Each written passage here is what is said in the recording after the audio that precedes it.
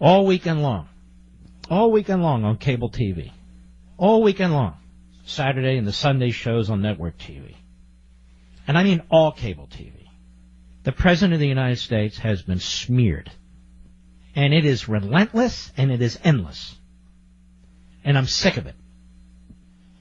And people keep judging him, his reaction to this, his reaction to that. Most of us would have a nervous breakdown by now. The constant assault on this president, which is absolutely unwarranted. The absolute disrespect that's shown the office of the presidency and this president. The clear effort to destroy him and everyone and anything associated with him is undermining this country. North Korea has nuclear weapons, thanks to prior presidents. Iran has been and is trying to get nuclear weapons, thanks to prior presidents. China is on the move, stealing our technology, thanks to prior presidents. Russia is on the move, thanks to prior presidents. And day in and day out, we have to hear people like Adam Schiff and others character assassinating this president, suggesting that the Russians have something on him. And then they all suggest that the Russians have nothing on him. They have absolutely nothing on him. If they had something on him by now, we'd know about it. Donald Trump is the most investigated man in American history. He's got committees investigating him. He's got 1,000 newspapers investigating him. He's got a special counsel investigating him. He has a state attorney general in New York investigating him. He's the most investigated man in American history. By every level of government, by every news operation, and they have nothing.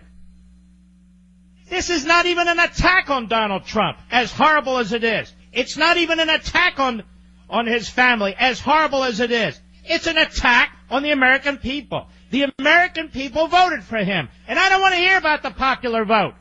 That's not what the Constitution provides. It's called the Electoral College. And just because you run up numbers in California, that doesn't mean, oh, Hillary Clinton would have been president.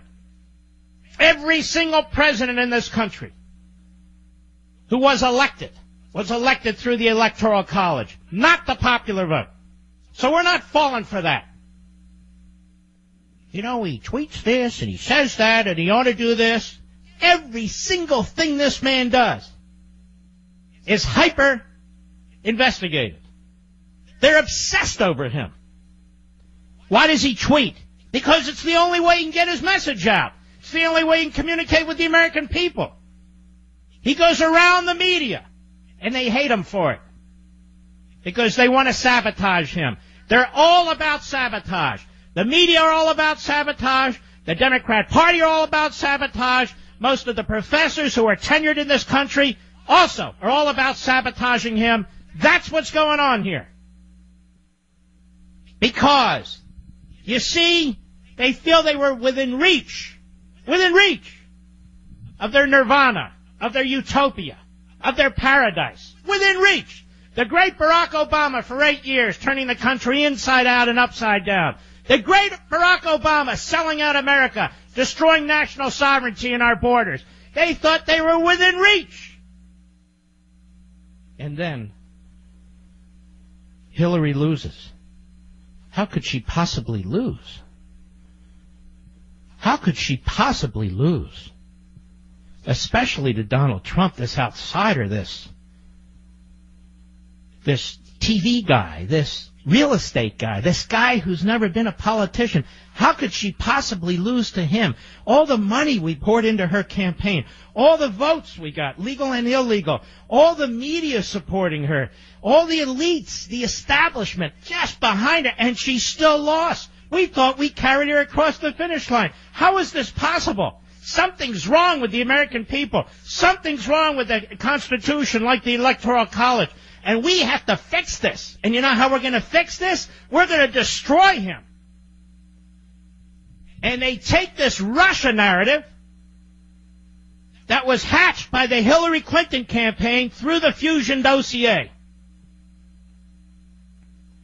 They take this Russia narrative running up the FBI's flagpole, running up the CIA's flagpole, running up the National Intelligence Director's flagpole, run it into the media, push the narrative. He wins, and it's been Russia, Russia, Russia ever since. They don't have squat. Watch yourself, Mark. Not a damn thing. And then he fights back. This is what they hate the most. He fights back. He's an innocent man. He's an innocent man. He hasn't done anything to deserve this. He fights back for himself. He fights back for his family. He fights back for his presidency. He fights back for his administration. And they can't stand it. They thought they would have broken him by now. And another man they would have broken by now. They thought they had him on the ropes. They've never had him on the ropes. They're trying to criminalize his administration. They're trying to impeach his administration if they get the numbers. They're trying to smear it and character assassinate it every conceivable way they can. Iran threatens us and he pushes back, and now we're told that's done because he's trying to distract us. No president has ever been treated this way. Reagan comes the closest, and he's not even close. Barack Obama was treated as a king. You want to talk about dictators, you want to talk about kings.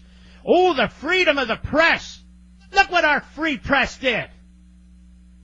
They slobbered all over him. All over him. Nobody has done more damage to the United States Constitution than Barack Obama and the judges that he appointed. That's right. And the judges that he appointed, who've tried to undermine this president, whether it comes to immigration or whatever it comes to. Completely out of control. Completely out of control. I've never seen so many lightweights in the media in my life. Lightweights, low IQ, truly stupid people who claim to be reporters, who claim to be news people. And we know what they do. They all meet in the evening, not all together, but they have their little cabals. They get together, pat themselves on the back. They actually think that they're doing a service to the nation. They're not doing any service to the nation. They're destroying their reputations. They're destroying their profession. They're not even professionals. They're out of the closet, hardcore leftists. Look at that lineup at CNN. It is grotesque for its political bias. Look at that lineup at MSNBC. It is grotesque, filled with Democrats. Appalling. And if there's any conservative platform out there, it's trash. Look at CNN. This fool Brian Stelter at CNN, a lightweight, a dumb guy. He's hired for the sole purpose of trying to take down Fox and Sean Hannity. Every weekend, Fox and Sean Hannity, Fox and Sean Hannity. Like the guy's in heat or something. These aren't serious people, but they're in powerful positions. Everybody isn't engaged in what's going on, so they hear day in and day out, big lies and little lies. And the most disgusting, outrageous things said about the President of the United States. He responds to it. He's defending himself. Like any good red-blooded American male would. That's right. They liked it when Republicans rolled over. Like Paul Ryan rolls over. Mitch McConnell rolls over. The Republican establishment rolls over. Many past presidents roll over. This guy won't roll over. That's one of the reasons we like him. It's one of the reasons they hate him. And they insist that he roll over. They insist that he balance a ball on his nose. They insist that he juggles when they tell him to juggle.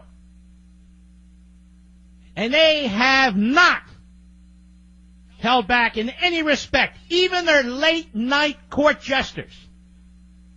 The dumbest, most boring comedians ever. They've destroyed late-night comedy.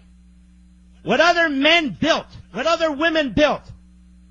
Johnny Carson, Steve Allen, Parr, Joan Rivers, whatever. They've built comedy and they've destroyed it because they destroy everything. Instead, you get these pukes like Kimmel.